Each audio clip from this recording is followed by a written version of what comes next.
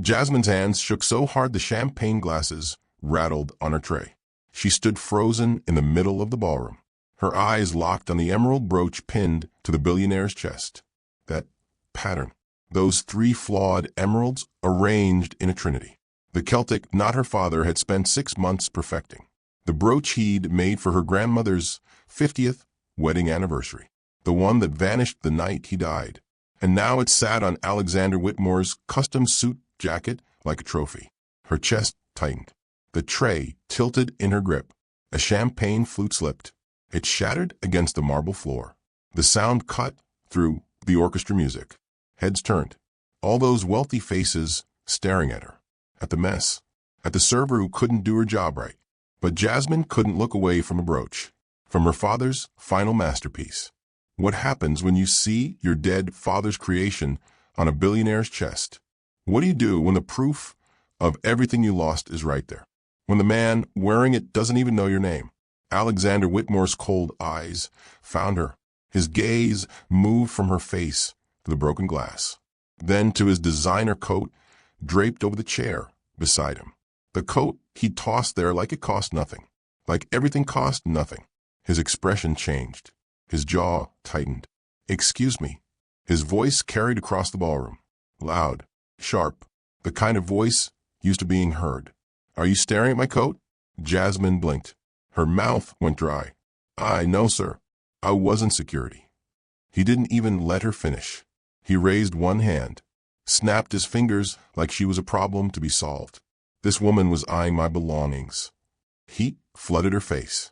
Every guest within 20 feet stopped talking, stopped drinking. They all turned to watch. A man in a dark suit appeared at her elbow. His hand closed around her arm. Firm, professional. "Ma'am, I need you to come with me." "I wasn't looking at his coat," Jasmine said. Her voice came out smaller than she wanted. Shaky. "I was looking at the what?" Whitmore stood now. Tall, imposing. His suit probably cost more than her rent for a year. "The brooch you're wearing." The words tumbled out before she could stop them. "That brooch. Let me guess." Whitmore's mouth curved into something that wasn't quite a smile. "You're going to tell me it's yours? That I stole it?" Laughter rippled through the crowd. Quiet, polite, the kind of laughter that said they'd seen this before. Poor people trying to get money from the rich. Jasmine's nails bit into her palms. The security guard's grip tightened on her arm. "Sir, we'll handle this." "Please do." Whitmore sat back down. He picked up his wine glass. Already dismissing her. Already done. Like she was nothing. Like she'd never existed. Around them, conversation started up again. The orchestra played. Guests returned to their drinks and their gossip. But some of them kept glancing over. Kept whispering. She saw their faces. The judgment. The assumptions. Server. Thief. Liar. Jasmine's throat closed. This was it. This was how she lost everything. Her job. Her reputation. Maybe her freedom if Whitmore decided to press charges for something she didn't do. She could walk away, keep her mouth shut, let security escort her out quietly. Forget she ever saw the brooch. Forget her father. Forget the truth. Or she could do something. Something that would either save her or destroy her. Her hand moved to her apron pocket. Her fingers found the photograph. The edges worn soft from years of carrying it. Holding it. Looking at it when the grief got too heavy. "Wait." Her voice cracked. "Please. Just wait." The security guard paused. Whitmore didn't even turn around. But some of the guests did. They watched her with curious eyes. Bored eyes. Eyes that wanted entertainment. "I can prove it," Jasmine said. "Prove what?" A woman in diamonds asked. "That the brooch belongs to my family." Now Whitmore turned. His face showed nothing. No anger. No concern. Just cold interest. "This should be entertaining," he said. "Show us your proof, then." Jasmine's fingers trembled as she pulled the photograph from her apron pocket. The protective plastic sleeve was cloudy with age, worn from being touched too many times, looked at too many times. She held it up. Her arm shook. "This is my grandmother," she said. Her voice barely carried across the room. She swallowed hard. Tried again. Louder. "This is my grandmother, Maria Torres, at her 50th wedding anniversary." wearing that exact brooch. The one you're wearing right now. The ballroom went quiet, different than before. Not the polite silence of people pretending not to notice. Real silence. Whitmore stared at her. His expression didn't change, but something flickered behind his eyes. The woman in diamonds stepped closer, squinted at the photograph. Others moved in too, forming a small crowd around Jasmine. "Let me see that," someone said. A man with silver hair reached for the photo. Jasmine pulled it back, held it against her chest. "My father made that brooch," she continued. Words spilling out now. Fast. Desperate. Roberto Torres. He was a jeweler. He worked in Providence.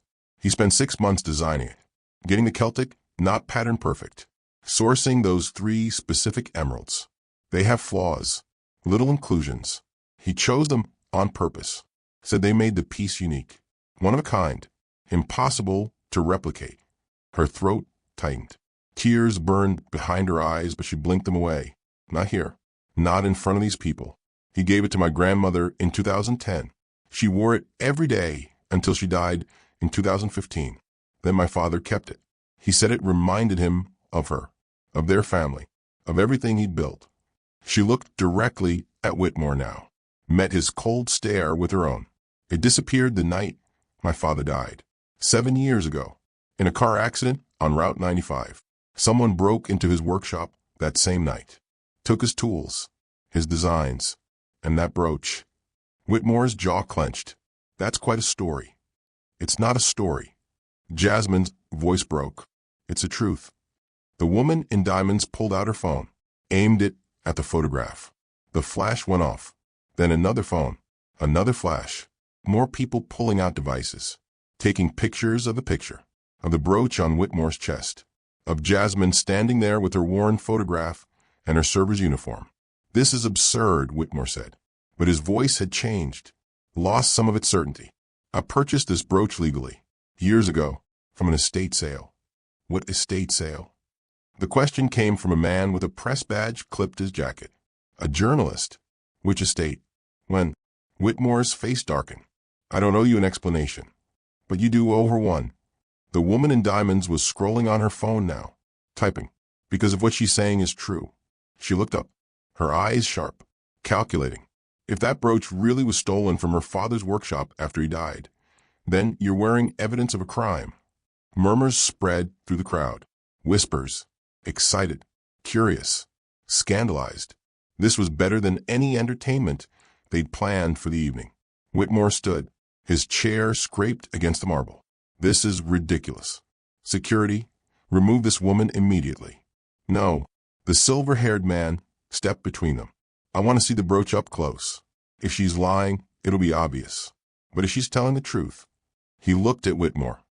"Then we all deserve to know how you came to possess stolen property." Whitmore's face drained of color.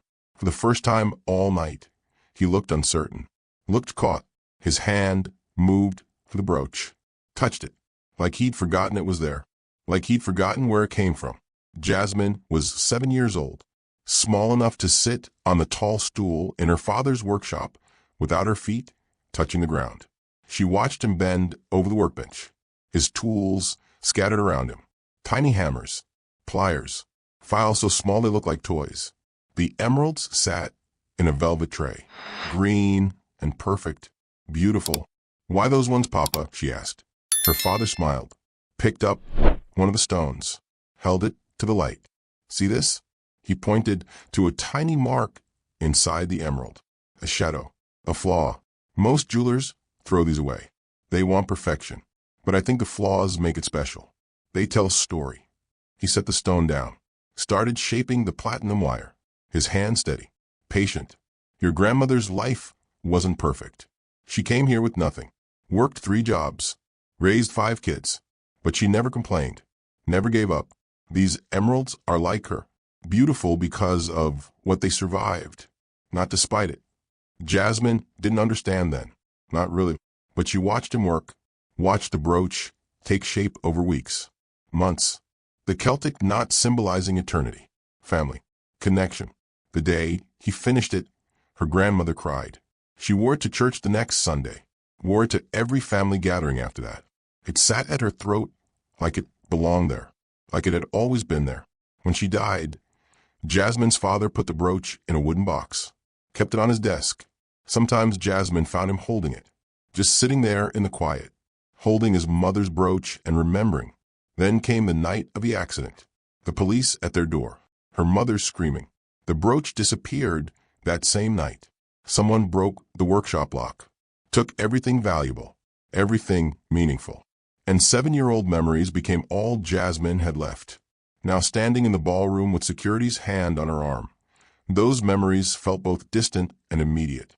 Her father's workshop, his patient hands, the emeralds with their stories. The security guard pulled. Jasmine stumbled. The photograph slipped from her fingers. Fell. A woman gasped. Someone picked it up. Wait, another voice said. This needs to be investigated. But Whitmore was already walking away, his shoulders rigid, his hand still touching the brooch, touching her father's final gift. And Jasmine was being escorted toward the exit, past the shocked faces, past the phones still recording, past everything she tried to say. The ballroom doors closed behind her with a final, heavy thud. Jasmine walked out of that ballroom with nothing but a photograph and the truth. And sometimes that's all you need to start a fight. If you want to see how far truth can take someone who has nothing left to lose, make sure you're subscribed. Because what happens next? Nobody saw coming, not even me. The email came at 11:47 p.m. Subject line, termination of employment, effective immediately. Jasmine stared at her phone screen. Her hands still shook from a gala, from being dragged out by security, from the humiliation. The email was 2 sentences long. Professional misconduct, violation of guest privacy. No explanation, no conversation, just done. She sat on her apartment floor, still in her server uniform. The photograph lay beside her, her grandmother's face smiling up from the plastic sleeve. While she'd been riding the bus home, the internet had exploded. Someone at the gala posted a video. Jasmine holding up the photograph, her voice breaking as she explained about her father, the brooch, the theft. Within 3 hours, it had 200,000 views. Within 6 hours, 1 million. By midnight, it was everywhere. Twitter, TikTok, Instagram, Reddit threads dissecting every detail. People she'd never met were arguing about her father's brooch, about Whitmore's wealth, about who was lying. The comment section was a war zone. Some people believed her, called Whitmore a thief, demanded investigation. Others called her a liar, a con artist, said she was trying to extort a rich man. Her phone buzzed. A text from her brother. Are you okay? This is everywhere. Another buzz. An unknown number. Then another. Journalists, bloggers, people wanting her story. She ignored them all until one message came through different. Professional. Direct. My name is Marcus Chen. I'm an investigative journalist with the Boston Herald. I've been looking into Alexander Whitmore's business practices for 2 years. I believe you, and I think your brooch is just the beginning. Can we talk? Jasmine stared at the message. This was a choice. She could delete it, move on, find another job, forget the whole thing. Or she could say yes. She could chase this, even though she had no job, no money, no power, even though Whitmore could destroy her with one phone call to his lawyers. Her father's face appeared in her mind, his patient hands shaping metal, creating beauty, being proud of his work. She typed back, yes. When Marcus Chen's apartment looked like a conspiracy theorist dream. Papers covered every surface, photographs pinned to a corkboard, red string connecting different points. But it wasn't conspiracy. It was research. Whitmore collect things, Marcus said. He pointed to the board. Dozens of photographs. Jewel art, antiques, estate jewelry specifically. He's known for it in collector circles. People think it's a hobby, something rich men do. Jasmine moved closer, studied the images. A ruby necklace, a sapphire ring, a gold pocket watch. Each piece beautiful, expensive, unique. Where did he get them? Marcus pulled out a folder. Open it. That's the question, isn't it? Officially? Estate sales, private auctions, legal purchases, all documented. All clean. He paused, met her eyes. But 3 months ago I found a forum. People talking about lost heirlooms. Family pieces that disappeared under strange circumstances. He turned his laptop around, showed her the screen. A message board titled Stolen Heritage. Dozens of posts, hundreds of comments. Jasmine scrolled. Read. Her chest tightened with each story. A woman in Vermont. Her grandmother's pearl necklace vanished after her father did business with Whitmore Pharmaceuticals in the 1990s. A man in Connecticut. His great-grandfather's pocket watch disappeared after a forced business merger. A family in New York. Their mother's engagement ring gone after Whitmore's company bought their father's failing medical practice. These people, Jasmine whispered, they all lost something. To the Whitmore family, Marcus confirmed. Not Alexander. Not directly. His father, Edmund Whitmore. He died 10 years ago. But before that, he built an empire by acquiring struggling businesses. He'd swoop in, offered to save them, then take everything of value. Jasmine's stomach turned, and Alexander inherited it. Everything. The business, the wealth, the collection. Marcus pulled up another file. More photographs. I've been trying to connect these pieces to the Whitmore collection for months, but I can't get access, can't get proof. Every time I get close, lawyers shut me down. He looked at Jasmine, until you showed up with a photograph, with a family story, with evidence that one of his pieces is stolen. Jasmine sank into a chair. There are more families like mine. At least 12 that I've found so far. Probably more who don't know, or who gave up trying to fight. Marcus sat across from her, his expression serious. Your brooch isn't about one theft, Jasmine. It's about a pattern, a system. Edmund Whitmore didn't just collect jewelry. He collected trophies, proof of people he'd beaten, businesses he'd destroyed, families he'd crushed. Rage built in Jasmine's chest. Hot, overwhelming. And Alexander wears them, displays them. He knows what they are. I think so, yes. Jasmine stood, paced, her mind racing. This was bigger than her father, bigger than one brooch. This was about justice for people who'd been silenced, erased, made invisible by wealth and power. What do we do, she asked. Marcus smiled, grim, determined. We prove it. We connect every piece in Whitmore's collection to a family, a person, a story. We show the world what that collection really is. How? We find the families. We document everything. And we build a case so strong that even Whitmore's lawyers can't make it disappear. Jasmine thought of her father, of his workshop, of the night someone broke in and stole his life's work. I'm in, she said. Marcus nodded, pulled out another folder, thicker than the first. Then let's get started. Because if we're right about this, Alexander Whitmore has been wearing stolen property for years. And it's time everyone knew. Alexander Whitmore learned to recognize quality when he was 8 years old. His father took him to estate sales every Saturday. Not the public ones, the private viewings, where serious collectors examined pieces before bidding started. See that necklace? Edmund Whitmore pointed to a ruby piece in a glass case. It belonged to the Morrison family. They owned Morrison Medical Supply, built it from nothing over 3 generations. Young Alexander pressed his nose against the glass. It's pretty. It's more than pretty. Edmund's hand rested on his son's shoulder. Controlling. It's a symbol. The Morrisons thought they were untouchable, thought their legacy would last forever. Now their company is mine, and their necklace will be too. Alexander looked up at his father, saw the satisfaction in his eyes, the pride. You took their company? I saved it from bankruptcy. They should be grateful. Edmund smiled. And when something becomes mine, I keep it. I remember it. I honor it. That was the word Edmund always used. Honor. Like taking pieces of people's heritage was respectful. Like destroying their livelihoods and collecting their treasures was preservation. Alexander watched his father bid on the necklace.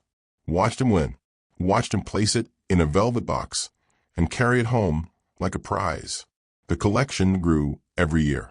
Jewelry, art, antiques, each piece with a story. Each story about Edmund's victory, his dominance, his power. By the time Alexander turned 16, he understood the game.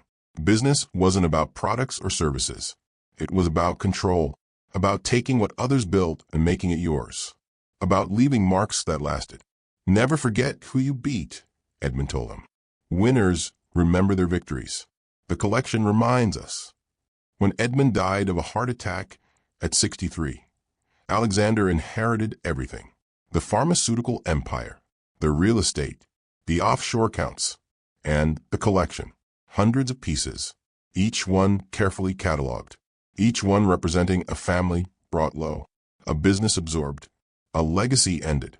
Alexander kept every single piece, wore them to important events, displayed them at his estate, not because he loved jewelry, not because he appreciated craftsmanship, but because his father taught him that winners keep trophies. That power means never having to apologize, that people beneath you exist to be conquered. The emerald brooch entered the collection in 2018. Alexander remembered the day. His assistant brought him the paperwork. A legal sale, signed, notarized, clean. Where did this come from? Alexander had asked. Your father's files, acquired 7 years ago from a jeweler named Roberto Torres. Torres sold it to settle a debt. Alexander examined the brooch, the Celtic knot, the flawed emeralds. Beautiful work, detailed, personal. What happened to Torres? Car accident. Night of the sale, actually. Workshop was burglarized the same evening. The assistant paused. Unfortunate timing. Alexander set the brooch down. Felt nothing. No guilt. No question. His father made a legal purchase. If Torres had an accident afterward, that was life. Tragic, but irrelevant. Added to the collection, Alexander said. And he wore it. To galas. To charity events. To places where people could see it. Where they could admire his taste. His wealth. His status. He never thought about Roberto Torres. Never wondered about the man's family. Never considered that the brooch meant something beyond its monetary value. Until a server with trembling hands showed him a photograph.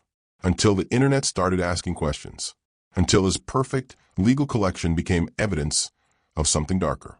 Now, sitting in his study with lawyers on speakerphone, Alexander touched the brooch pinned to his jacket. His father's voice echoed in his memory. Winners keep trophies. But for the first time in his life, Alexander wondered if his father had been wrong. If the collection wasn't about honor or victory. If it was about something uglier. Something cruel. He pushed the thought away. Anger replaced it. How dare that server embarrass him? How dare she make him question his inheritance? His legacy. His right to everything his father built. Sir? The lawyer's voice cut through his thoughts. What do you want us to do about the Torres woman? Alexander's jaw clenched. Discredit her. Find dirt. Make her go away. Understood. The line went dead. Alexander stood, walked to the window. His reflection stared back at him. The brooch glittered on his chest. A trophy.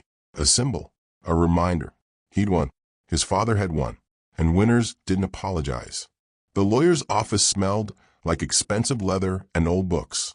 Jasmine sat in a chair that probably cost more than her rent. Marcus sat beside her, taking notes, recording everything. Miss Torres. The lawyer folded his hands on the desk. His expression was kind, patient, the way you talk to a confused child. I understand your frustration, truly, but you don't have a case. Jasmine's chest tightened. He has my father's brooch. I have proof it belonged to my family. You have a photograph. The lawyer slid a folder across the desk. Mr. Whitmore has this. Jasmine opened it. Legal documents, sale agreements, notarized signatures. Her stomach dropped. This says my father sold the brooch to Edmund Whitmore for $200,000 on November 3rd, 2018. 7 years ago, the transaction was legal, documented, binding. The lawyer's tone stayed gentle. I'm sorry, but your father made a choice to sell. No, Jasmine's voice shook. He wouldn't. That brooch meant everything to him. Perhaps he needed the money. The lawyer leaned back. According to these documents, your father owed Edmund Whitmore a substantial debt. The sale of the brooch settled that debt. Marcus spoke up. What was the debt for? Business expenses. Mr. Torres borrowed money to keep his jewelry workshop running. He couldn't repay. The brooch was collateral. Jasmine felt sick. Her father had been struggling. She knew that. The last year before he died, he'd been stressed, worried, working late, taking calls that made his voice tight. But he never told her why, never explained. "This doesn't make sense," Jasmine said. "My father died the same night, in an accident, and someone robbed his workshop." The lawyer's expression didn't change. "Tragic coincidences do happen, Miss Torres. That's not a coincidence. Can you prove otherwise?" Silence. Suffocating. "I didn't think so." The lawyer closed the folder. "My advice? Let this go. Mr. Whitmore obtained the brooch legally. Pursuing this further will only cost you money you don't have, and it may expose your father to accusations you don't want made public." Jasmine's blood went cold. "What accusations?" "Your father's business practices, the sourcing of his materials. There are questions about whether all his gemstones were ethically obtained, questions that Edmund Whitmore chose not to pursue after the sale." It was a threat, veiled, professional, but clear. "Drop this, or we'll destroy your father's reputation." Marcus grabbed Jasmine's arm. "We're done here." Outside, Jasmine leaned against the building, struggled to breathe. "They're lying," she said. "Some of it," Marcus agreed. "But the documents are real. Edmund Whitmore did loan your father money. Your father did sign the sale agreement. Under duress. Probably. But proving that 7 years later." Marcus shook his head. "It's nearly impossible." Jasmine's phone buzzed. She glanced at it. A news article. Headline: "Disgruntled server makes false theft claims against philanthropist Alexander Whitmore." Her heart sank. They were already spinning the story, making her the villain, the liar, the troublemaker. More notifications flooded in. Comments calling her a gold digger, a con artist, someone seeking attention. Her phone rang. Unknown number. She answered. "Jasmine Torres?" A woman's voice. Professional. Cold. "This is Amanda Roth from Elite Events. We're calling to inform you that your employment history has been flagged. You will not be hired by any catering company in the Boston area." The line went dead. Jasmine stared at her phone. Blacklisted. Discredited. Broke. Everything was falling apart. And Whitmore was winning. The email arrived at 2 a.m. Jasmine was still awake, staring at job listings that would never respond. The subject line read, "I worked for Edmund Whitmore." Jasmine's finger hovered over delete. Another crazy message. Another person with an opinion. But something made her open it. "My name is Catherine Pierce. I was Edmund Whitmore's personal assistant for 12 years. I know what he did. I know how he acquired his collection. And I know what happened to your father. We need to talk, but not over email, not over phone. Meet me tomorrow. Boston Common, near the Frog Pond. 10 a.m. Come alone." Jasmine read it 3 times, her hands shaking. This could be a trap, a setup. Whitmore's lawyers trying to catch her doing something illegal. Or it could be the break she needed. She forwarded the email to Marcus. Added one line, "Should I go?" His response came instantly. "Yes, but I'll be nearby, just in case." Jasmine closed her laptop, lay back on her bed, stared at the ceiling. Tomorrow she'd meet a stranger who claimed to know the truth. Tomorrow everything might change, or everything might end. Either way, she had to know. She had to hear it. "Your father didn't sell that brooch willingly." The words played in her mind on repeat, until finally, exhausted, she fell asleep. Catherine Pierce looked older than her photo suggested. Gray hair pulled back, tired eyes. She sat on a park bench feeding pigeons like she had all the time in the world. Jasmine approached slowly, carefully. Marcus waited 50 feet away, pretending to read a newspaper. "Miss Torres." Catherine didn't look up, just kept tossing breadcrumbs. "Sit down. We don't have much time." Jasmine sat. Her heart pounded. "You said you knew about my father." "I knew what Edmund Whitmore did to your father." Catherine pulled a manila envelope from her bag. Said, "Between them, I kept copies of everything. 12 years of his business, his methods, his cruelty. I told myself I'd destroy them when I quit, but I couldn't, because someday I knew someone would need the truth."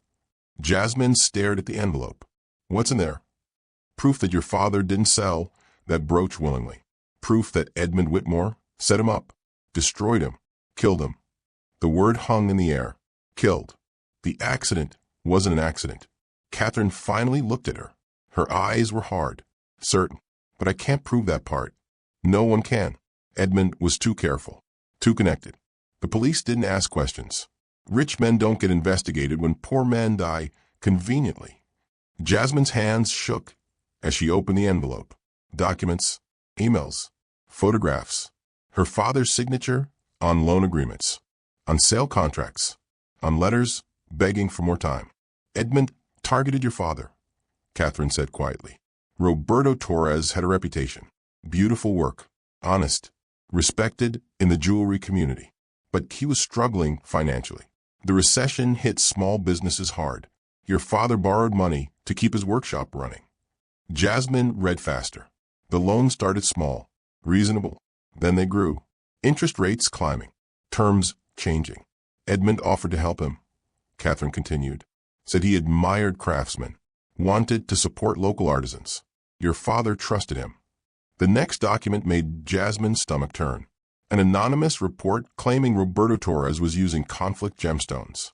Stones mined in war zones. Funding violence. The kind of accusation that could destroy a jeweler's career and their business. Lead to criminal charges. My father would never, he didn't know. Catherine's voice was firm. Edmund arranged it. He had connections. Suppliers who could swap out legitimate stones for conflict gems without the jeweler knowing. Then he'd tip off authorities. Create the threat. Jasmine felt sick. Why? Because then Edmund could offer a solution. Drop the investigation in exchange for payment. Except your father had no money. So Edmund suggested an alternative. The brooch. The one piece everyone knew was Roberto's masterwork. The piece that would hurt the most to lose. The sale agreement sat at the bottom of the pile. Dated November 3rd, 2018. Roberto Torres agrees to sell the emerald brooch to Edmund Whitmore for $200,000 to settle outstanding debts. Signed. Notarized. Legal. He cried when he signed it, Catherine said.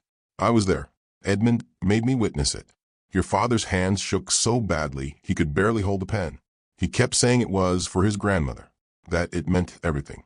Edmund just smiled, said sometimes we have to sacrifice what we love to survive. Tears burned Jasmine's eyes. Her father's last day.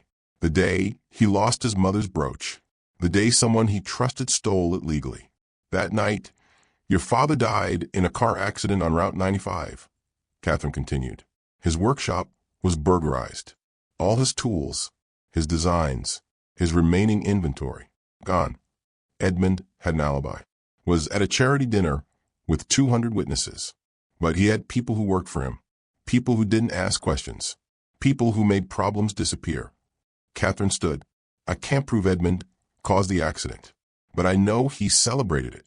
I heard him tell Alexander that sometimes God solves problems for us. That Roberto Torres was finally out of the way.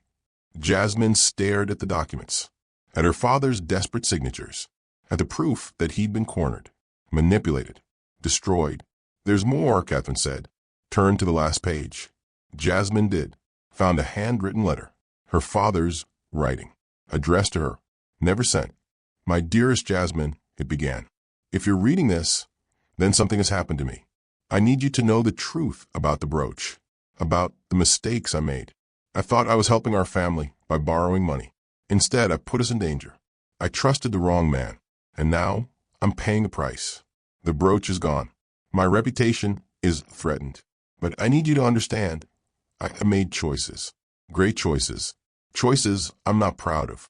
I worked late, cut corners, used suppliers I shouldn't have trusted because they were cheap. I didn't know about the conflict stones, but I should have asked more questions, should have been more careful. I failed, and Edmund Whitmore used my failure against me. So if I'm gone, please know I loved you.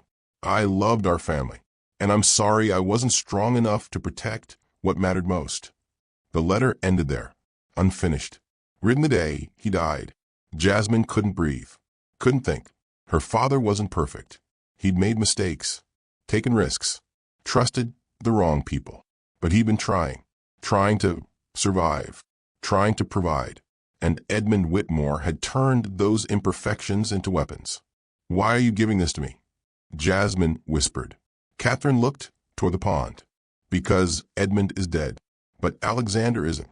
And Alexander is wearing your father's brooch like a trophy, celebrating his father's cruelty, continuing his legacy."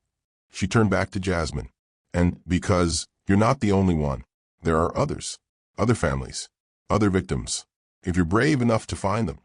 The community center conference room smelled like coffee and old carpet. Jasmine stood at the front. 12 families sat in folding chairs, watching her, waiting. Marcus had spent 2 weeks finding them, reaching out through the online forums, through old news articles, through whispers in collector communities, people who'd lost heirlooms to Edmund Whitmore decades ago. "Thank you for coming," Jasmine started. Her voice shook. "I know this is hard, talking about what happened, remembering." An older woman in the front row nodded. Her name was Helen Chen. Her family's jade necklace had disappeared in 1995 after Edmund bought her father's medical supply company. "We tried to get it back," Helen said. "Hired lawyers. But Edmund had documentation. Legal sales. We gave up eventually. It hurt too much to keep fighting." Next to her sat David Morrison, the ruby necklace Edmund bought at his family's estate sale. Except the estate sale happened because Edmund destroyed their 3-generation medical business first. Then a younger man, James Patterson. His grandmother's sapphire ring vanished after Edmund acquired their father's pharmaceutical startup in 2005. Each family had a story. Each story followed the same pattern. Edmund identified something valuable, something meaningful. Then he created a crisis, a business failure, a debt, a scandal. And when the family was desperate, he offered a solution, a legal purchase, a fair price. But it was never fair. He collected them, Jasmine said. She displayed photos on her laptop, connected to a projector. The images showed Edmund's collection, pieces he'd worn to events, donated to museums under his name, passed to Alexander upon his death. Each piece represents a family he destroyed, a business he took, a legacy he erased. Helen Chen's hands clenched in her lap. "I saw my mother's necklace in a magazine spread about Alexander Whitmore's estate. It was in a display case, like a museum exhibit. The article called it part of his remarkable inherited collection. They had no idea what it really was. A trophy, David Morrison said. His voice was bitter. Proof of victory. Proof that he won and we lost." Jasmine nodded. "Alexander knows." Catherine Pierce confirmed it. "He knows where every piece came from. He chooses to wear them anyway, to display them, to celebrate his father's tactics." A woman in the back raised her hand. Sarah Kim, her family's pearl bracelet. "What can we do? It's been decades. The sales were legal. We have no recourse." "Individually, you're right," Jasmine agreed. "But together?" She pulled up a new document. "I've been working with Marcus Chen, an investigative journalist. We've compiled evidence from all 12 families. Documentation, photographs, stories, a pattern of coercion spanning 30 years. Marcus stood, moved to the front. "The legal system won't help us. Edmund was too careful. Everything was technically legal. But the court of public opinion? That's different. Alexander Whitmore built his reputation on philanthropy, on giving back, on being better than his father. But he's wearing evidence of his father's cruelty. And if people knew, they'd see him differently," James Patterson finished. "They'd question everything." Exactly. Jasmine felt energy building in the room. Hope replacing despair. Alexander is hosting his annual charity gala in 3 weeks. 500 guests, media coverage, live stream for donors. He'll be wearing pieces from a collection. He always does. Helen Chen leaned forward. "What are you proposing?" "We expose him, publicly, together. We present the evidence. Every family, every stolen heirloom, every coerced sale. We show the world what that collection really is." Silence.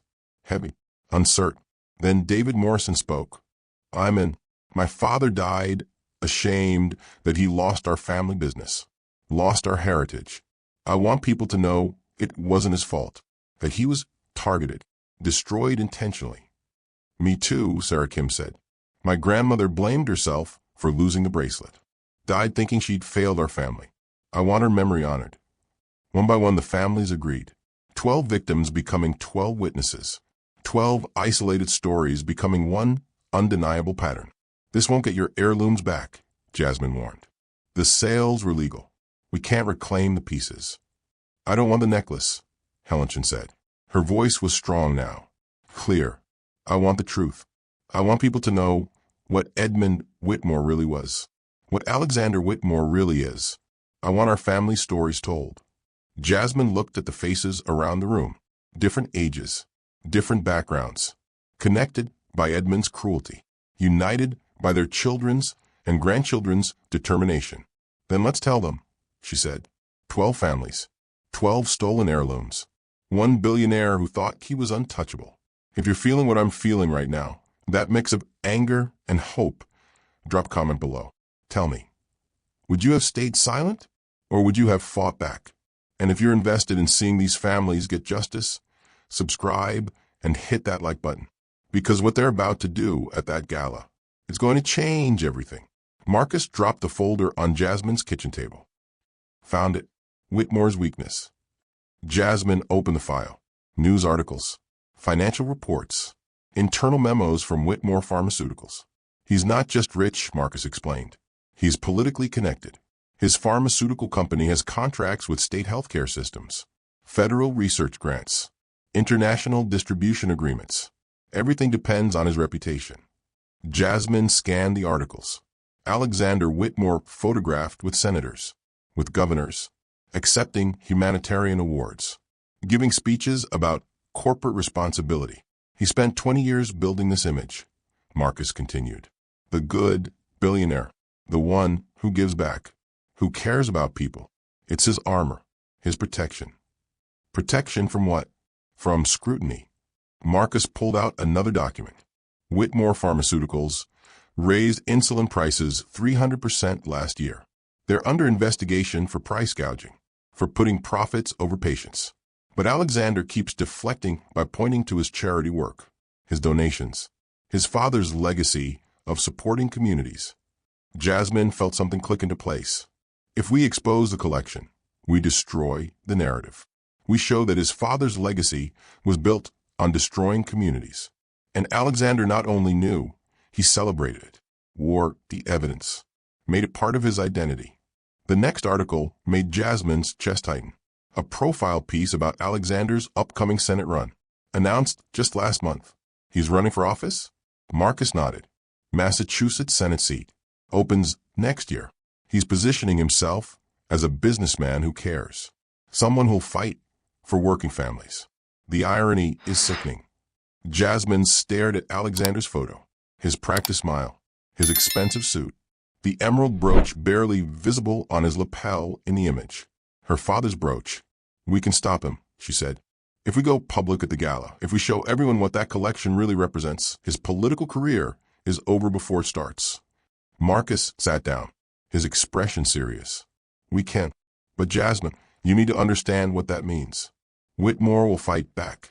He has resources, lawyers, media teams. He'll try to destroy you. Destroy all 12 families. Make you look like liars, opportunists. I know. And even if we win, even if we expose him completely, you won't get the brooch back. The sales were legal. He'll keep everything. Jasmine thought about her father's letter, about his great choices, his mistakes, his humanity. I don't want the brooch anymore, she said. I want the truth. I want people to know my father's story. All of it. The good parts and the hard parts. I want the other family's stories told. And I want Alexander Whitmore to face consequences. Real consequences. Not criminal charges, but the loss of everything he values most.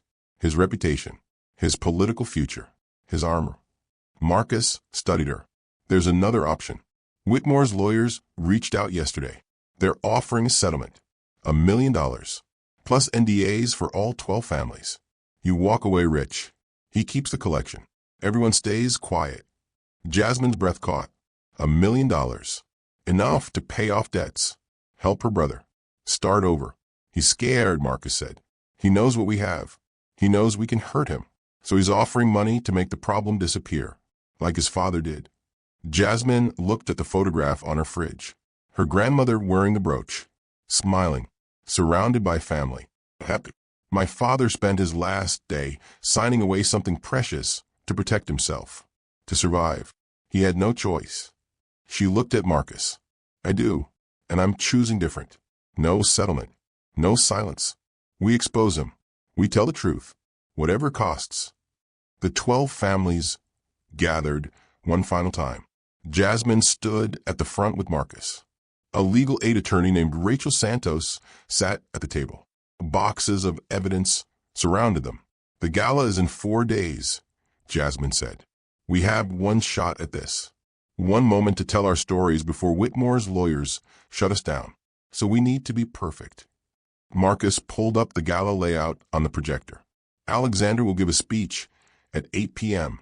about his father's legacy, about his own commitment to service. That's when we move. Rachel Santos spoke up. I'll be there with legal documentation for every family, every sale, every coerced transaction.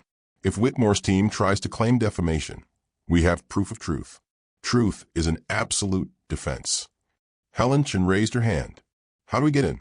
It's invitation only. I have a contact, Marcus said. A reporter from the Boston Globe. She's been covering Whitmore's Senate campaign. She can get us press passes for me and 5 families. The rest of you will be in the audience. I called in favors. You're listed as donors. David Morrison looked nervous. What if security removes us before we can speak? They won't. Jasmine's voice was steady. Because I'm not going in through the front door. I'm going in as a server. Same catering company I worked for before. They're understaffed. I already got rehired under a different name. The room went quiet. When Alexander is mid-speech, I'll approach the stage. In my server uniform, the same uniform I wore when he accused me of theft. And I'll show him the photograph again, in front of everyone, on camera. She looked at each family. Then you all stand up, one by one, and tell your stories. Show your documentation. Name your stolen heirlooms. We flood the room with truth before anyone can stop us. Jasmine pulled out her father's photograph, the one she'd carried for years, for days. Then we take back our family's legacies. Jasmine's hand steadied as she tied the server's apron around her waist. Same black uniform, same cheap fabric, same invisible role she played 3 months ago. But everything else was different. The grand hall of the Fairmont estate looked identical to the night she'd been dragged out.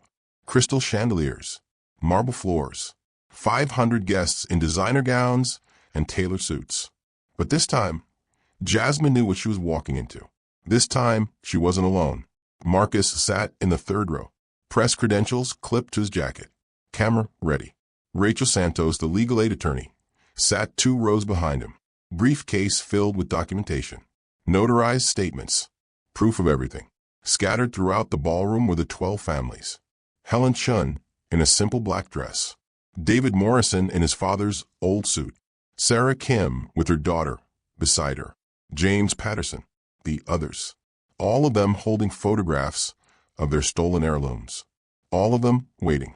Jasmine moved through the crowd with her champagne tray, refilling glasses, being invisible, watching Alexander Whitmore work the room. He wore a custom tuxedo, confident smile, and pinned to his lapel, catching the chandelier light, was her father's emerald brooch. The sight of it still hurt, still took her breath, but the pain felt different now, sharper, clearer, purposeful. At exactly 8 p.m., the lights dimmed. A spotlight hit the stage. Alexander Whitmore walked to the podium. Applause filled the room, warm, appreciative. These people loved him, trusted him, believed in his carefully constructed image. Thank you all for coming, Alexander began. His voice carried easily, practiced, smooth. 20 years ago, my father started this foundation. He believed that those who succeed have a duty to give back, to support our communities, to honor the people who built the foundations we stand on. Jasmine's jaw clenched. Honor. The word tasted like poison. My father taught me that legacy isn't about what you take. It's about what you leave behind, the lives you touch, the difference you make. More applause. Alexander smiled, touched the brooch On his lapel, Jasmine's brooch, her father's creation, her grandmother's memory. Tonight, we're raising money for small business grants, for the craftsmen and artisans who keep our communities vibrant, who create beauty and value with their own hands. The irony was suffocating. Alexander was using her father's stolen brooch to fundraise for people like her father, people his father had destroyed. Jasmine set down her tray. Her heart pounded. Marcus caught her eye across the room, nodded once. Rachel Santos opened her briefcase. The 12 families shifted in their seats. Ready. This was it. Jasmine walked toward the stage. Her footsteps echoed on the marble floor. Heads turned. Guests noticed the server moving through the crowd. Out of place. Breaking protocol. Security noticed too. 2 men in dark suits started moving toward her. But Jasmine reached the stage first. Stepped into the spotlight. Faced Alexander Whitmore directly. His expression changed. Recognition flashed across his face. Then anger. Then carefully controlled calm. "Excuse me," he said into the microphone. "Security, please escort this woman. My name is Jasmine Torres." Her voice came out stronger than she expected. Clear. Loud. "3 months ago, you accused me of trying to steal from you at a gala just like this one, in front of hundreds of people. You humiliated me, had me fired, destroyed my reputation." The ballroom went silent. Cameras turned toward the stage. Phones came out. Started recording. "But I wasn't trying to steal anything," Jasmine continued. "I was staring at the brooch you're wearing right now, the one on your lapel, because it belonged to my family. My father made it. My grandmother wore it, and your father took it." Alexander's face drained of color. Security reached the stage. Hands grabbed Jasmine's arms. "Wait." Marcus stood, held up his press credentials. "I'm Marcus Chin, Boston Herald. This is a public event with media present. You're legally required to allow questions, and Ms. Torres has evidence to support her claims. Will you let her present it, or will you have her dragged out again while cameras are recording?" The security guards looked at Alexander, waiting for orders. Alexander stared at Jasmine, at Marcus, at the hundreds of phones now pointed at the stage, at the live cameras streaming to donors watching remotely. He was trapped. If he had her removed, it would look like he was hiding something, like he was afraid of the truth. If he let her speak, he risked exposure. Let her speak. His voice was tight, controlled. "I have nothing to hide. My father purchased that brooch legally. I have documentation." "So do I," Jasmine said. She pulled the photograph from her apron pocket. The same worn image she'd shown 3 months ago. But this time, she held it high. "Let the cameras capture it. This is my grandmother, Maria Torres, wearing that exact brooch in 2010, 6 years before your father supposedly bought it." She turned to face the audience. "My father, Roberto Torres, was a jeweler in Providence. He made this brooch by hand, spent 6 months perfecting it. It was one of a kind, impossible to replicate, and it disappeared the night he died in a car accident, the same night your father legally purchased it." Murmurs spread through the crowd. Whispers, confused, curious, concerned. "But that's not all," Jasmine continued. "Because my father's brooch isn't the only piece in Alexander Whitmore's collection that was stolen from a family he destroyed." Jasmine nodded to Marcus. He opened his laptop, connected it to the venue's projection system. The screen behind Alexander lit up with an image. Jasmine's photograph, enlarged, clear, her grandmother's smiling face, the brooch at her throat. "Roberto Torres created this brooch in 2010. Jasmine's voice echoed through the ballroom. "But in 2018, he was desperate. His business was failing. Edmund Whitmore offered to help, loaned him money, then threatened to expose him for using conflict gemstones unless my father sold the brooch to settle his debts." The screen changed. Documents appeared. Loan agreements with escalating interest rates.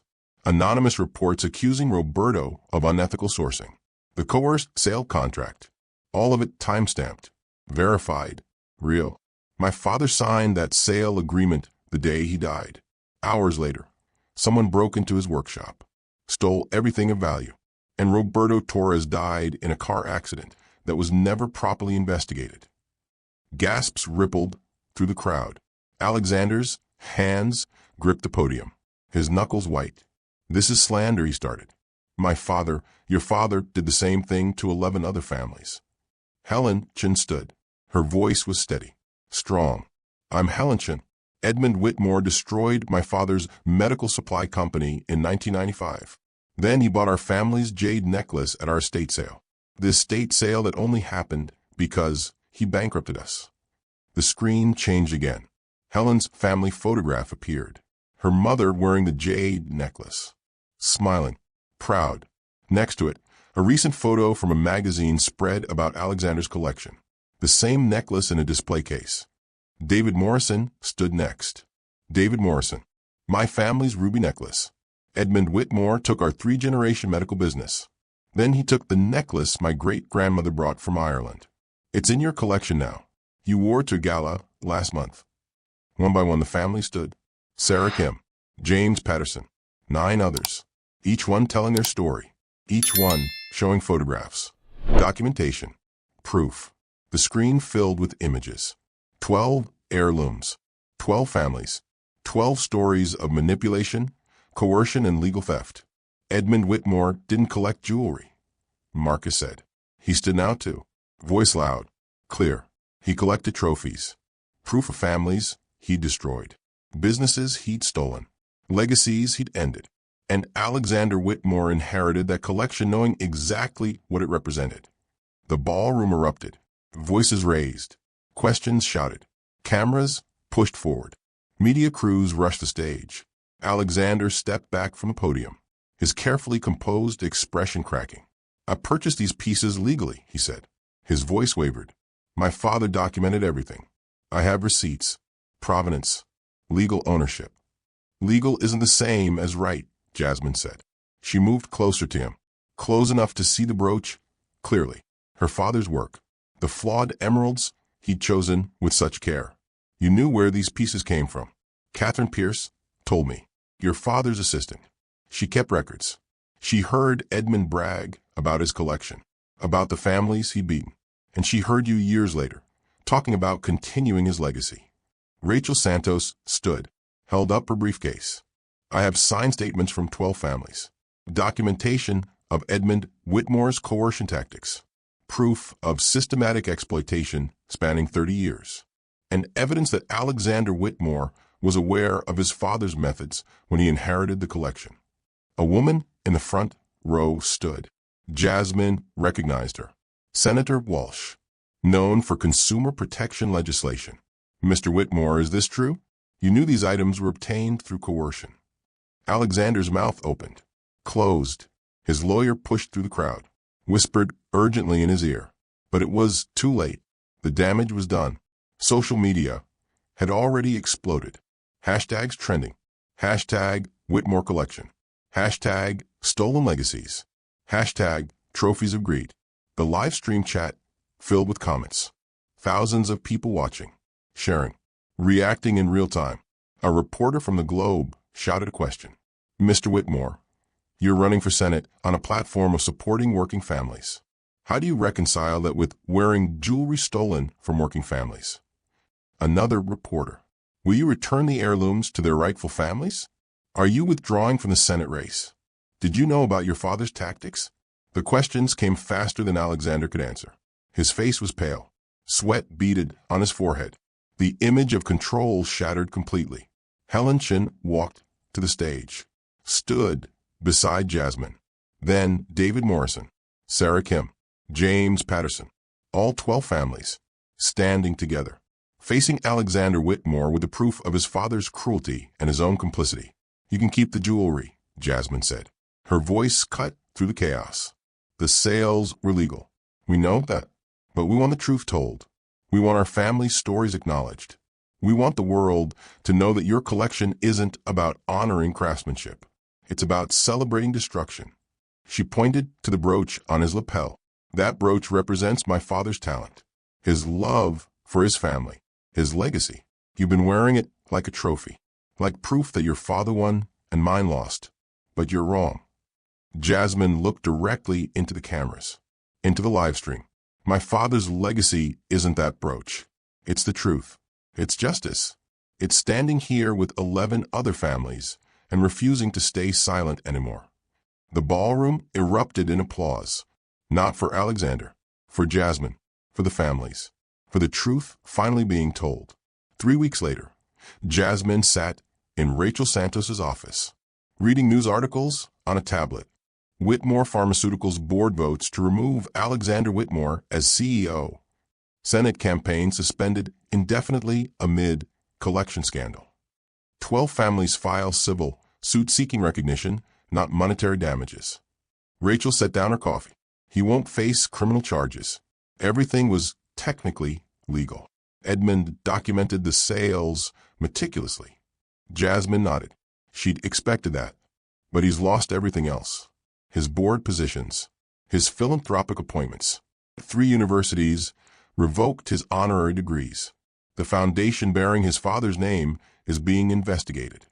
Rachel pulled out another document, and this came yesterday, from Whitmore's attorneys. Jasmine opened it. Read carefully. A proposal. Alexander Whitmore would donate the entire collection to a museum, not as his gift, but as an exhibit about labor exploitation, class theft, and the hidden costs of wealth accumulation. Each piece would be displayed with its true history, the family it was taken from, the coercion tactics used, the full story. He's also offering restitution payments to all 12 families, not as admission of guilt, but as acknowledgement of harm. Jasmine thought about the money, about what it could mean for her brother's education, her own future. What happens to the brooch? Rachel turned the page. You can reclaim it. He's offering to return any pieces the families want. Or you can choose to have it included in the museum exhibit. Your choice. Jasmine closed her eyes, saw her father's workshop, his patient hands, the pride in his face when he finished a piece. The museum, she said, with my father's full story, the good parts and the complicated parts, how he struggled, how he was targeted, how he tried to protect his family by making an impossible choice. She looked at Rachel. I don't want to broach back. I want people to see it and understand what it represents. Not Alexander's wealth, not Edmund's victory, but my father's humanity, his creativity, his love. Rachel smiled. I'll tell his attorneys. And the restitution? Put it toward a scholarship fund for children of small business owners who lost everything. Let something good come from something painful. 6 months later, Jasmine Torres stood in a different ballroom, not as a server, as a speaker. The Worker Rights Coalition had invited her to share her story at their annual conference. 300 people filled the room. Union organizers, legal advocates, workers from service industries across New England. I spent years being invisible, Jasmine said from a podium. Her voice steady now, confident. Servers are supposed to blend into the background. Pour drinks, clear plates, never make waves, never speak up, stay silent. She paused. Let the words settle. But silence protects the powerful. And I learned that the hard way. After the Gala confrontation, Jasmine's life had changed completely. The viral video reached 30 million views. News outlets interviewed her. Podcasts invited her to tell her story. Universities asked her to speak about class justice and worker exploitation. She returned to service work, but on her own terms. She chose employers carefully, worked with catering companies that treated staff with dignity, paid fair wages, respected boundaries, and when she saw injustice, she spoke up, loudly, clearly, without apology. Her brother graduated from community college, used part of the restitution money for a 4-year university. He was studying business ethics, wanted to understand how systems could be built to prevent what happened to their father. I used to be ashamed of Dad's choices, he told Jasmine one night. The debt, the desperation, the way he signed away the brooch. And now, Jasmine asked, now I understand. He was human. He made mistakes, but he was also targeted, exploited. A system designed to protect people like Edmund Whitmore destroyed people like Dad. That's not Dad's failure. That's the system's failure. Jasmine hugged her brother tight. They'd both spent years carrying their father's memory like a burden. Now they carried it like a banner, proof that ordinary people deserve dignity, justice, truth.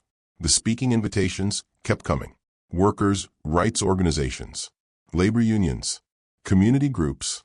Jasmine talked about her father, about the 12 families, about the difference between legal ownership and moral right. She didn't make much money from speaking, but she didn't need to. The restitution provided stability, and more importantly, she'd found her voice, found her purpose. She wasn't just a server anymore. She was an advocate, a witness, a reminder that invisible people have power when they refuse to stay silent. Jasmine stood in the museum gallery, alone. Early morning light filtered through tall windows. In front of her, behind protective glass, sat her father's emerald brooch. The placard beneath it read, "Celtic Knot Brooch." Created by Roberto Torres, 2010. Acquired by Edmund Whitmore through Coor Sale, 2018. This piece represents systematic exploitation of working-class craftsmen by wealthy collectors. Roberto Torres died hours after signing the sale agreement. His daughter, Jasmine Torres, chose to donate this brooch to preserve her father's story and honor the 12 families affected by similar practices. Jasmine touched the glass. The emeralds caught the light. Still beautiful, still flawed, still perfect. "Truth is more valuable than objects," she whispered. Her father's voice echoed in her memory. "The flaws make it special. They tell a story." This brooch told a story now. Not of theft, not of loss, but of resistance. Of ordinary people refusing to be erased. Of justice earned through courage. Jasmine pulled out her phone, opened the camera, took a photo of the exhibit, posted it with the simple caption, "My father's legacy. Finally told right." Then she added, "Sometimes the hardest stories to tell are the ones that matter most." If this resonated with you, I'd love to hear your thoughts. And if you want more stories about ordinary people demanding extraordinary justice, follow along. Because these stories, they're everywhere. We just have to be brave enough to tell them.